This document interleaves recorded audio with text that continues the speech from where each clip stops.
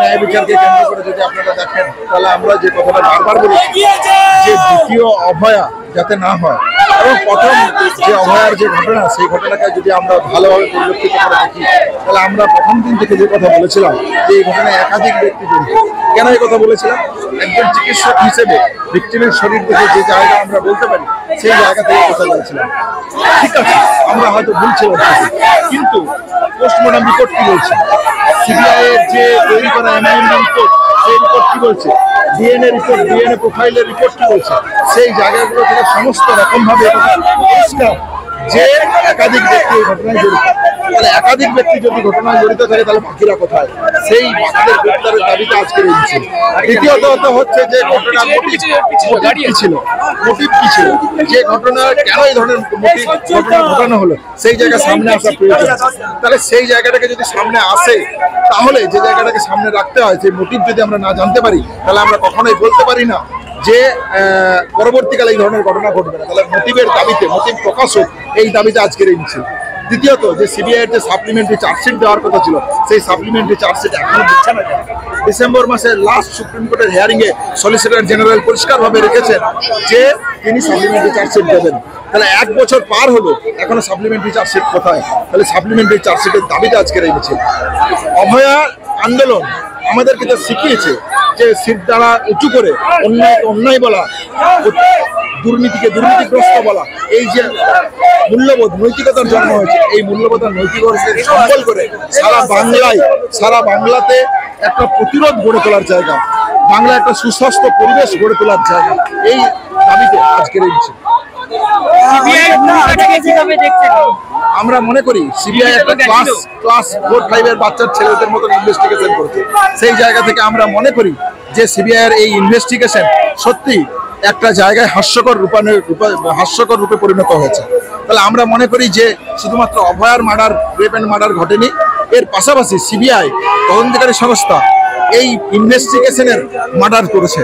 তাহলে সেই জায়গা থেকে আমরা মনে করি যে সুস্পষ্টভাবে তদন্ত হওয়া প্রয়োজন। যদি এই তদন্ত না হয় তাহলে এই বিচার ব্যবস্থা সত্যিকারে আজকে প্রহসনে পরিণত হবে।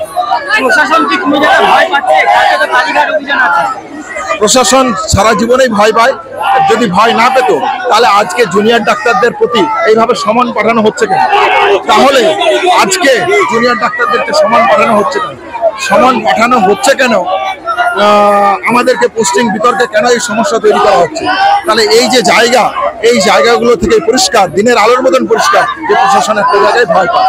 এই ভয় প্রতিরোধ প্রশাসনের জায়গা, সমস্ত প্রতিরোধকে প্রতিরোধ করে যাতে আমরা আমাদের আন্দোলনকে এগিয়ে নিয়ে যেতে পারি, অভয়ার আন্দোলনের যে অমূল্য শিক্ষা সেই জায়গাকে সামনে রেখে আন্দোলন এগিয়ে নিয়ে যেতে পারি, সেই জায়গাকে সামনে রেখে এগিয়ে নিয়ে যাওয়ার জন্য আজকে এই মিছিল। পাশাপাশি এই যে পুলিশের ভূমিকাটা, 1 বছর আগেও পুলিশের ভূমিকা দেখেছেন, আজকেও এই মিছিল যাচ্ছে, প্রচুর পুলিশ দেওয়া হয়েছে, কিভাবে দেখছেন? পুলিশ যা করণীয় কাজ সেই কাজ করা প্রয়োজন বলে আমরা মনে করি। পুলিশের কাজ অভয়ার ন্যায় বিচারের জায়গায় সঠিক তদন্ত করার প্রয়োজন ছিল। তাহলে সেই তদন্ত যদি তারা করতেন তাহলে আজকে এই দিন দেখতে হতো না। তাহলে পুলিশের কাজ কোনো গণতান্ত্রিক মিছিল বা গণতান্ত্রিক জায়গাকে আটকানো নয়, তাকে সুসংহত রাখা, সুদৃঢ় রাখা। যদি এই জায়গাটা থাকে তাহলে আমরা মনে করব যে সত্যিকারের পুলিশের ভূমিকা এটা হওয়া উচিত ছিল বলে আমরা আশা রাখবো। গণতান্ত্রিক পরিবেশকে রক্ষার্থে পুলিশের ভূমিকা থাক, সেই আশা আমরা রাখবো।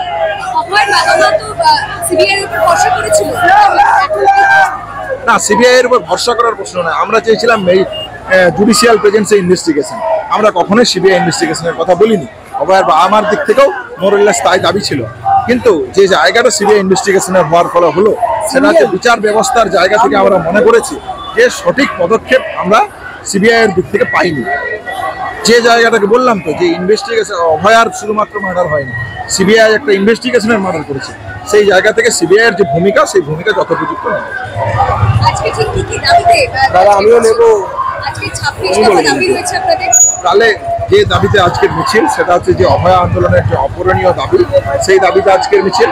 এর পাশাপাশি আজকের মিছিল হচ্ছে যে মোটিভ সেই মোটিভ সাপ্লিমেন্টারি চার্জশিট দেওয়া হোক, বাকি যে কালপ্রিট তাদেরকে অ্যারেস্ট করা হোক, এবং অপূরণীয় যে দাবিগুলো ছিল রিক্রুটমেন্ট থেকে শুরু করে ছাত্র সংসদ নির্বাচনের জায়গা থেকে শুরু করে এবং একটা প্যারালাল প্রতিরোধ ব্যবস্থা গড়ে তোলার জায়গাকে কেন্দ্র করে সেই জায়গাকে সামনে রেখে আজকের মিছিল।